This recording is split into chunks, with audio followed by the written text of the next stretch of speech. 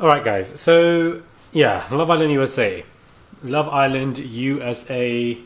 It's been a minute since I've spoken about them. Truthfully speaking, I kind of just fell off the whole show gearing up to the finale. Since Cachet got dumped, I was like, I'm done with it now. It's a wrap for me. But yeah, a lot's going on. We've got to talk about the winners. We're going to talk about Trina exposing the Islanders and the breakups. I'm going to put it all in one video. And let's just sit and talk about Love Island USA for a moment.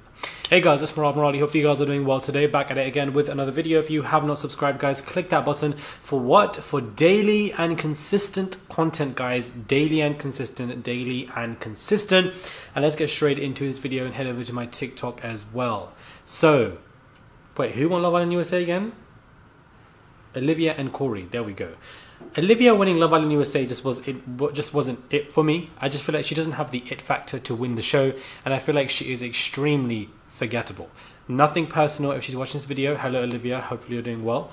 Again, nothing personal. I just don't think she has the charisma and the uniqueness to be really known from the show. I do feel like the most memorable person from the show is Cachet, and that it is what it is. It's the powers that may be. You know, if you are going to be the most memorable person from a season, that's just because you just have that it factor regardless. And I just feel like, you know, there's a handful of those people, and then there's probably one or two. And I also feel like when it comes to the winners, I just feel like they're just a very forgettable couple, especially Olivia. I just don't really see as to why they won this competition. I don't know what she was doing throughout this competition. It was just very confusing to me, and I was never engaged into her, you know, storylines, her conversations, her struggles, because personally speaking, I just didn't think that it was interesting enough to see, or, you know, kind of be wary of the development and see what, you know, where they was going to go. Like, I just did not care for the girl, and I don't see how it is what it is, baby. She doesn't have the it factor. So I'm not going to divulge in this for the next 5 minutes. I heard about it. I didn't even watch the finale, and I was just like, okay, cool. Like, this season was extremely dead, extremely dead. And I feel like, you know, I did say I want to talk about the overview of the season, so let's just do that now as well. I did like this cast. Do you know what I mean? I did like this cast. I feel like this was probably the strongest cast that we've had for Love Island USA so far, and it was very optimistic, especially Shannon. I thought that, you know, she was very argumentative, and, you know, we finally got some beef between the boys and girls outside of relationships, which we've never seen before. So that was interesting. I liked Cachet, obviously. I think Trina was great for the show as well. I think even Cinco, you know, definitely that eye candy, you know, triangles. It had a good momentum from the beginning. Will and Kira, of course, you know, with Will being sly like that behind the scenes, they were just all interesting, and I feel like they were a great bunch. With the exception of only one or two, I feel like Jeremy and Olivia did not need to be there from the beginning because they didn't really bring anything. But with the exception of those two, I feel like everybody brought something. I didn't like the fact that they kept bringing in so many new bombshells at the same time, like 3-4 girls coming in at once and whatever. It kind of drowns everybody out. Something I didn't really like. But I thought this cast was cute upon it. I was like, okay, that this is going to be okay, look, I'm intrigued. This is my vibe the first 2 weeks, especially the first week of the show. But everything fell down so quickly when Giovanni got dumped, which didn't need to be happen. Jeremy was saved multiple times. Olivia was saved. These people didn't add anything to the villa. And then we have these random new Love Islanders coming in. Casa Amor did absolutely nothing and was boring as hell. And the season is very short and was very rushed as well. And there was really not much beef between the castmates. It was really just between the relationships. The beef between Will and Trina and Shannon and that Casa Amor girl and Shannon and Will were very engaging to me, because we've never seen anything like that on Love Island USA, where the contestants beef with each other, and that is what we like to see as well, especially when it comes to Love Island. That is what it's known for. That is what it's known for, and I just wanted to see more stuff like that, and we haven't. I feel like the relationship triangles were great. Some storylines were dragged more than they needed to be. So that was really the pros and cons for me when it comes to this season overview. Trina apparently was in a Twitter chat room, or whatever you want to call it, a DM group, kind of exposing a lot of the Islanders.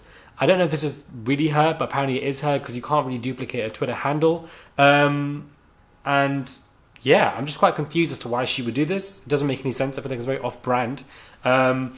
But she basically was saying that Trina and Cash were always close, but producers would force them to not talk so they could paint the two black girls against each other until they called them out for it at Casa Amor. Interesting, and I wouldn't be surprised by that. Apparently, Cash and Giovanni were the ones who told her to pursue Cinco. She also said that Giovanni doesn't like black women and that he's a colorist. Apparently, Kira and Will and Shannon and Josh both asked her for a threesome as well. And Christian hated her. I remember Christian because, oh yeah, that was weird.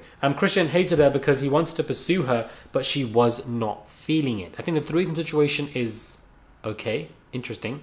She also said that apparently, so Amy and Wes are broken up.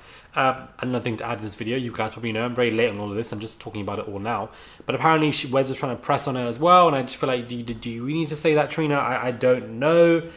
Giovanni being a colorist, I don't know what to say about that.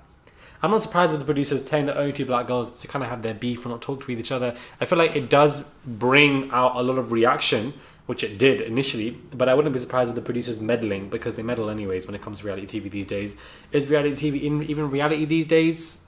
That's what these shows are missing, realism, and they don't know how to produce it because they just want to put their fingers in everything and it ruins an entire show. But at the same time, Kira and Will, Shannon and Josh doing up threesomes is interesting. I don't know if she was joking. I don't know. Okay. Jeremy and that girl, Bailey, I believe her name is, they have broken up as well. Again, I'm not surprised by these two breaking up. I feel like Jeremy just was there for the ride. Apparently his father or his family allegedly were part of CBS, and that could have helped him on the show.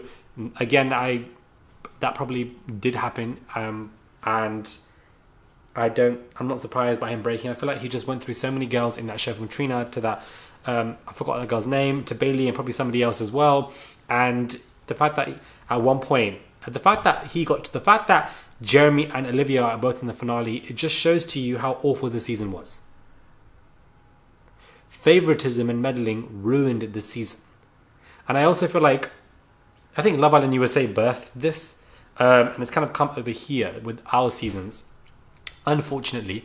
But there is this kind of stan war, standing these islanders so much that you send people abuse and stuff, and I think it's crazy. I think it started from Love Island USA season 2, and people are doing this with this particular season, as well as now with over here. It's kind of come I feel like a lot of American followers who watch Love Island, our one, the original one, have kind of brought this into us, and it's just negative and it's nasty because you stan somebody so much, but then these times you will change your Twitter account to stan another couple from the next year. Did you really stan the first one? No, you didn't. You just want to act like a stan person so that you can throw this kind of abuse and this stuff and this, and it's dirty, guys. It's just a reality TV show. I think it also happens a lot with Real Housewives of Potomac, and I think it's just way too much, man. People are way too obsessed where they have to go and send nasty, derogatory stuff to people, and it's weird. Anyways, Trina exposing these islanders. I don't know what you guys make of this. All these other couples breaking up as well, Bailey and Jeremy, and we have Wes and Amy. Apparently Amy has unfollowed Trina as well and has deleted all the pictures of Love Island related stuff. Shannon and Joss are still going strong. I'm here for Cachet and Cinco. They're not rushing it, and that's what I like. Don't rush it. There's no expectations. F the public's reactions, F the public wanting to see what's going on. Retain your privacy and be chill with the situation and do whatever you please.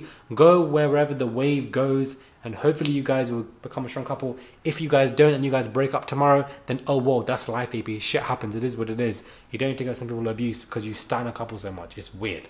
Anyways, let me know your thoughts are. Subscribe to the channel, click that button, and I'll catch you guys soon for another video. Daily and consistent, baby.